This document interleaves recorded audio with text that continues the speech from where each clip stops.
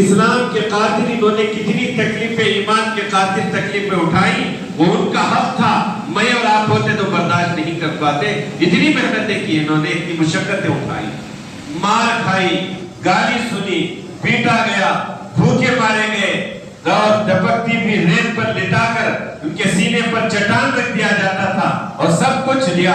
جو مصیبتیں دینی تھی وہ ساری مصیبتیں ان صحابہ اکرام کو دی، لیکن پر یہ ہے ان کی زبان میں یہی تھا، احد احد، اللہ ایک ہے، اللہ ایک ہے، اللہ ایک ہے۔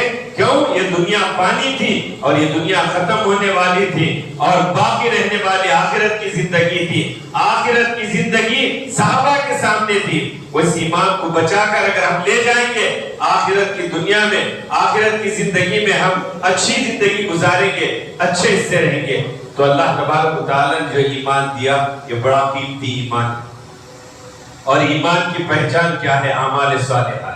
قرآن مجید میں اللہ نے جہاں بھی ارشاد فرمایا، یا ایھا الذین آمنوا اتقوا اللہ حق تقاتہ ولا تموتن، یعنی اللہ نے فرمایا کہ جہاں ایمان ہوتا ہے وہاں انسان کے اعمال بھی اچھے ہوتے ہیں۔ اللہ تعالیٰ نے جہاں ایمان کا تذکرہ کیا وہاں فوراً جو ہے اعمال صالحہ کا تذکرہ کیا۔ یاد رکھیں ایمان کو اور اعمال صالحہ کو جو ہے لازم اور ملزوم کا جوڑ ہے۔ اگر ایمان ہے تو اعمال صالحہ کرتا ہے، اگر ایمان نہیں تو اعمال صالحہ نہیں کرتا۔ اس وجہ سے کہ اللہ قرآن مجید میں ارشاد فرماتے ہیں، الایمان یزید و ینقص، ایمان بڑھتا بھی ہے گھٹتا بھی ہے۔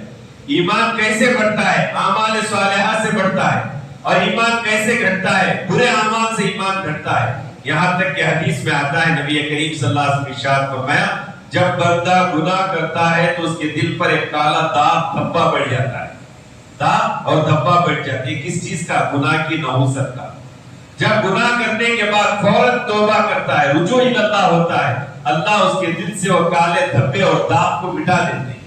اگر توبہ نہیں کرتا ہے پھر گناہ کرتا ہے، گناہ پر گناہ کرتا ہے، یہاں تک کہ اس کا دل کالا اور سیاہ ہو جاتا ہے، اس کے بعد ایمان کی بات اس کے دل کے اندر، خیر کی بات اس کے دل کے اندر داخل نہیں ہوتی اور سمجھ میں بھی نہیں آتی۔ اللہ ایسے ایمان سے ہماری حفاظت فرمائے۔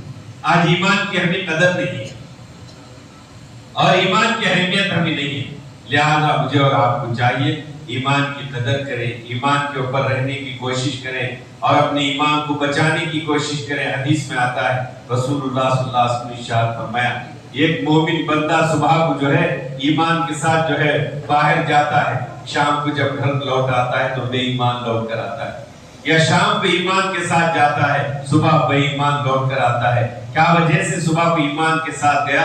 شام تک خدا کی نافرمانی کی، کفریات کلمے استعمال کیے، ناجائز چیزیں استعمال کی، جس کی وجہ سے جو ہے اس کا ایمان چلا گیا۔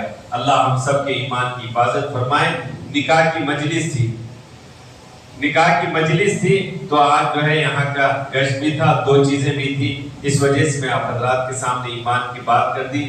ایمان اگر ہے نماز بھی درست ہوتی ہے، روزہ بھی درست ہوتا ہے، زکوٰۃ بھی درست ہوتی ہے، حج بھی درست ہوتا ہے، نکاح بھی درست ہوتا ہے، اور دیگر احکامات بھی درست ہوتے ہیں۔ اگر ایمان درست نہیں ہے کوئی اعمال درست نہیں ہوتے، اور یاد رکھیں بغیر ایمان کے کوئی اعمال قبول بھی نہیں، بغیر ایمان کے اعمال کوئی قبول نہیں ہوتے۔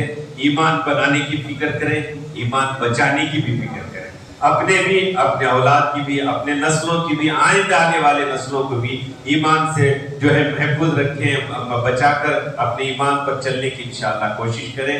اور یہی نکاح کی مجلس سے انشاءاللہ اب نکاح ہوگا۔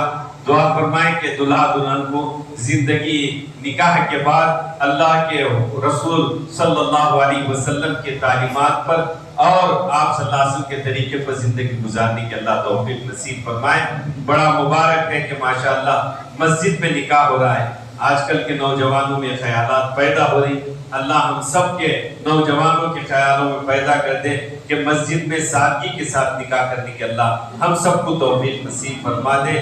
بے جا رسم و رواجات سے، لغویات سے اور بے جا چیزوں سے اللہ محفوظ فرما کر ہم مسلمانوں کو اسلام پر، دین پر، ایمان پر، قرآن پر اور حضرت محمد رسول اللہ صلی اللہ علیہ وسلم کی تعلیمات پر اپنی زندگی گزارنے کی اللہ توفیق نصیب فرمائے۔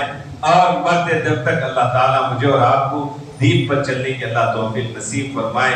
وآخر دعوانا ان الحمد للہ رب العالمین.